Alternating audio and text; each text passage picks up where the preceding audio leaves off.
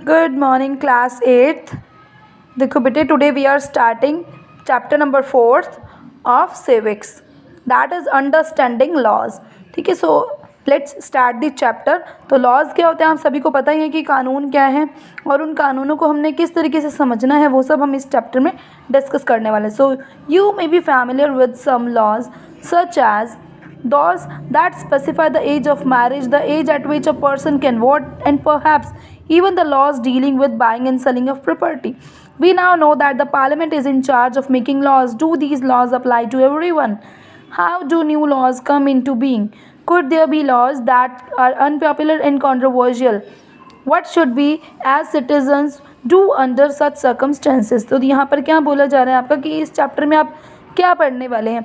देखो, अलग अलग तरीके के जो कानून हैं उनके साथ अब हम अच्छे से फैमिलियर हैं। कैसे, हम सभी को पता है कि मैरिज की एज क्या है, या फिर वोट करने की एज क्या है, या फिर कोई ऐसी अलग अलग जो कानून बनाए गए हैं कि आपने कौन सी प्रॉपर्टी, कोई भी प्रॉपर्टी आपने ख़रीदनी है, बेचनी है, तो उसके लिए क्या क्या प्रोसीजर होंगे। तो ये सारी चीज़ें हम जानते हैं, पर बात जानने की यहाँ पर क्या है कि जो पार्लियामेंट है, हमें ये पता है कि जो लॉज बनाए जाते हैं वो पार्लियामेंट के द्वारा बनाए जाते हैं सारे। तो ये लॉज अप्लाई कौन करता है, इन लॉज को अप्लाई कौन करता है, क्या ये लॉज जो है वो सारे कानून सभी पर्सन्स के ऊपर अप्लाई होते हैं या फिर नहीं, और ये सारे जो नए नए अगर कोई कानून आते हैं तो वो किस तरीके से लागू होते हैं। और जो भी कई बार क्या है, कुछ ऐसे कानून होते हैं जो कि अनपॉपुलर होते हैं या फिर कंट्रोवर्शियल होते हैं। कंट्रोवर्शियल मीन्स जिसके ऊपर लड़ाई झगड़े वाद विवाद होते रहते हैं, और हम सारे सिटीजन्स को क्या करना चाहिए ऐसे सर्कमस्टेंसेस में। तो ये सभी चीज़ें हम इस चैप्टर में डिस्कस करने वाले हैं। So do law apply to all. तो ये सिचुएशन में इस सिचुएशन में क्या हो रहा है आपका कि यहाँ पर एक आपका गवर्नमेंट ऑफिशियल है, ठीक है, और वो अपने बेटे की हेल्प करता है। तो वो क्या करते हैं यहाँ पे, वो अपने बेटे की यहाँ पर हेल्प करता है कि उसको 10 साल के लिए जेल होने वाली है।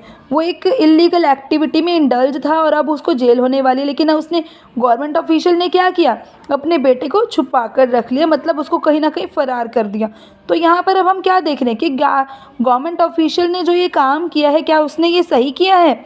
क्या उसे अपने बेटे को छिपाने का अधिकार है? क्या उसे अपने बेटे को बचाने का अधिकार है? क्या वो ये सब कर सकता है? तो ये तो अनलॉफुल रहेगा ना, क्योंकि लॉ तो सभी के लिए सेम होने चाहिए, ठीक है ना। क्योंकि अगर उसके फादर बहुत ही इकोनॉमिकली और पॉलिटिकली स्ट्रांग है, इसका मतलब ये तो नहीं है ना कि उसका बेटा कुछ भी कर सकता है। तो ये सारी हैं चीज़ें यहाँ पर बहुत बार पार्शलिटीज़ एंड ऑल दैट ये देखने को मिल जाती हैं। सो अब ये है क्या, this above is the clear case of violation of law. As you read in Unit 1, members of the Constituent Assembly were agreed there should be no arbitrary exercise or power in independent India. They therefore instituted several provisions in the Constitution that would establish the rule of law. The most important of these was that all persons in the independent India are equal before the law.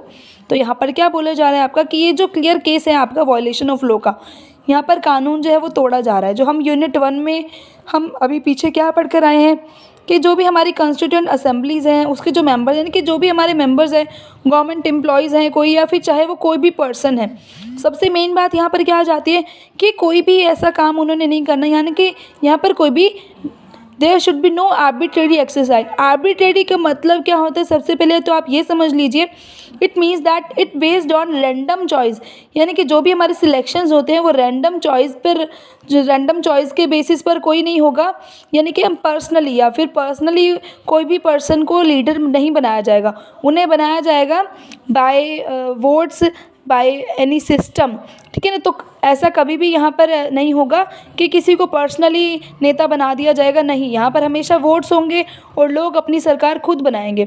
ऐसा हमने पिछली units में भी पढ़ा है। तो हमारे independent India में क्या है यहाँ पर कि सभी पर्सन्स इक्वल हैं और उनके लिए लॉज भी इक्वल है, यानी कि लॉ जो कानून है वो तो सभी के लिए समान ही है, लेकिन फिर भी जो लोग हैं वो इतने ज़्यादा करप्टेड हो गए हैं कि वो यहाँ पर लॉज को फॉलो नहीं करते हैं। The law cannot discriminate between people on the basis of their religion, caste or gender. What the rule of law means that all laws apply equal to all citizens of the country and no one can be above the law. neither a government official nor a wealthy person nor even the president of the country is above the law. Any crime or violation of law has a specific punishment as well as process through which the guilt of the person has to be established. But was it always like this? देखो यहाँ पर क्या कहा जा रहा है आपका कि जो कानून व्यवस्था जो भी बनाए गए हैं, जो भी कानून बनाए गए हैं वो सभी के लिए सेम है। ऐसा नहीं है कि हिंदू के लिए अलग आपके कानून है और मुसलमानों के लिए अलग, ऐसा नहीं है। चाहे उनका रिलीजन कुछ भी है, चाहे उनका जेंडर कुछ भी है, मेल है फीमेल है, चाहे उनकी कास्ट कुछ भी है, कोई ओबीसी है, चाहे कोई एसटी है, कोई एससी है, इससे फ़र्क नहीं पड़ता। कानून तो सभी के लिए एक ही जैसे बनाए गए हैं। What is rule of law, ये आपके एक क्वेश्चन का आंसर भी है बेटा, तो ध्यान से इसको समझ सकते हैं कि आप कि जो लॉ है, रूल ऑफ लॉ क्या है आपका कि जो कानून है उनको किस तरीके से लागू किया जाना है। इट मीन्स दैट जो कानून है वो सभी के लिए इक्वली ही अप्लाई किए जाएंगे, चाहे वो सारे सिटीजन्स हमारी कंट्री के एक बराबर ही हैं और कानून से ऊपर कोई भी पर्सन नहीं है, चाहे वो कोई गवर्नमेंट ऑफिशियल है, चाहे बहुत ही वेल्दी पर्सन है, और इवन चाहे हमारे प्रेसिडेंट भी क्यों ना हो, अगर वो कानून तोड़ते हैं तो इसका मतलब उन्हें भी सज़ा दी जाएगी। तो जो भी पर्सन अगर वॉयलेट करता है हमारी लॉ को तो उसे पनिशमेंट वगैरह दी जाएगी, और उसे क्या है कुछ ना कुछ पनिशमेंट वगैरह एंड ऑल दैट ये सब उसको दी जाएगी। So in ancient India there were innumerable and often overlapping local laws. Different communities enjoyed different degrees of autonomy in administering these laws. तो यहाँ पर हम क्या कह रहे हैं कि हमारे जो इंडिया में क्या हमने देखा है कि सारे जो लॉज है वो एक दूसरे से मैच करते हैं, एक दूसरे को ओवरलैप करते हैं, ठीक है। सो अलग अलग कम्युनिटीज़ में अलग अलग टाइप के जो भी लॉज वगैरह बनाए जाते हैं, among their own. In some cases, punishment that two persons received for the same crime varied depending on their caste background, with lower caste being more harshly penalized.